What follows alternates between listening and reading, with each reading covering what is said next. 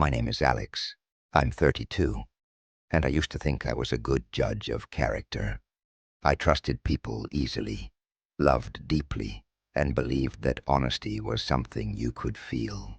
That if someone was lying to you, your heart would somehow warn you. Turns out, the heart is the worst detective. It lies to protect itself. For 3 years, I was in a relationship with a woman named Harper, the kind of woman everyone described as too good to be true, and I guess that should have been my first warning. She was beautiful in that soft, natural way. Dark hair, quiet smile, eyes that always seemed to be thinking about something deeper. She had a tenderness to her, the kind that made you feel safe just being near her. We met at a bookstore.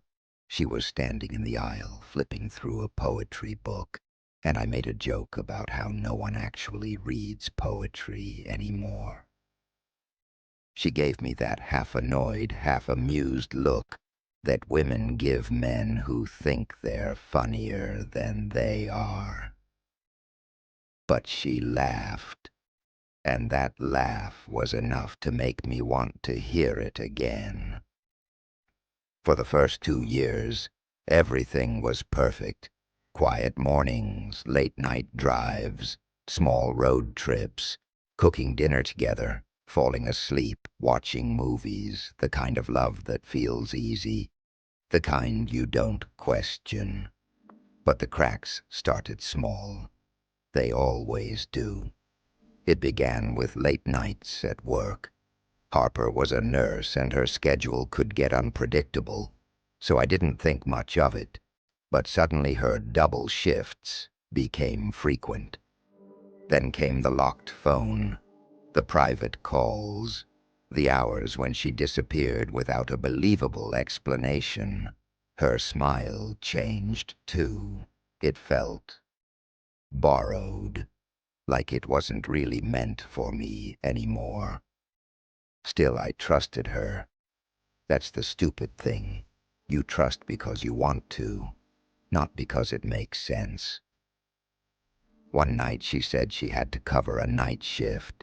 She kissed me goodbye quickly, too quickly, and rushed out the door. Something in my chest tightened, a feeling I couldn't ignore anymore.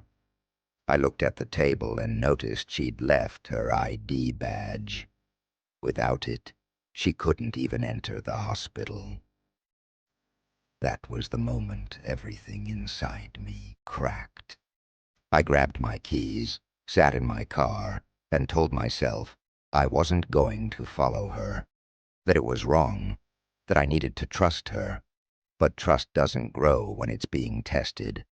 Suspicion does, and suspicion always wants answers. So I followed her. She drove across town, nowhere near the hospital. Instead, she pulled into a quiet residential neighborhood and parked outside a small townhouse.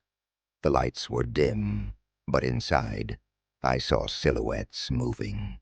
Harper walked up to the door like she'd done it 100 times. No hesitation, no guilt. She knocked gently. The door opened, and she stepped inside.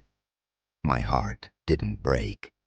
It sank, heavy, silent, like it had given up before I did. I sat there for 20 minutes, gripping the steering wheel so hard my knuckles went white. I told myself I needed to leave, that I shouldn't know any more than I already did. But something inside me, maybe pride, maybe denial, needed to see the truth. I got out of the car, walked up the front path, and heard voices from inside. Harper's voice, soft, warm, happier than she'd sounded with me in months. And then a child's voice, a young boy, maybe 5 or 6, laughing. A man speaking softly, Harper responding like she belonged there. My breath caught, My chest went numb. I knocked. The voices stopped instantly. A moment later, the door opened slightly, and Harper stood there, her face drained of all color when she saw me. Behind her, a man held a little boy who looked just like her. "Alex," she stuttered. "What are you doing here?" I swallowed hard. "I think you should be the one explaining." The man stepped forward protectively, the boy hiding behind his leg. Harper looked between us like she was torn in half. "Alex, this is my husband," she finally whispered, "and this is our son." The world didn't just tilt, it split. My mind couldn't process it. Husband, son, a whole life, a whole family she never told me about. 3 years I spent with her, believing I was building something real, and the entire time she was living a second life with another man, another world. My voice broke without me realizing. "Are you serious? You had a family? You had a kid?" Tears filled her eyes. "It wasn't supposed to go this far. I didn't mean to hurt you." "But you did." The words felt like glass in my mouth. The husband, Mark, looked at her with devastation, betrayal, shock. "How long?" he asked, his voice cracking. "How long have you been lying to both of us?" Harper collapsed into a chair, hiding her face in her hands. 3 years, she whispered. That's when everything erupted. Mark yelling, Harper crying, the boy confused and scared, and me, standing there like a ghost in the ruins of someone else's life. I left, quietly. I didn't slam the door. I didn't yell. I didn't say anything. I just walked out into the cold night air and realized I had spent 3 years loving a woman who didn't even exist. After that night, everything fell apart. Her marriage, our relationship, her reputation. The truth spread fast. To her job, her friends, her family. She tried calling me for weeks, apologizing, begging, explaining, but I never answered. She didn't just cheat. She lived 2 lives, and I was the unwanted one. Months later, I heard from a mutual friend that Mark divorced her and took full custody.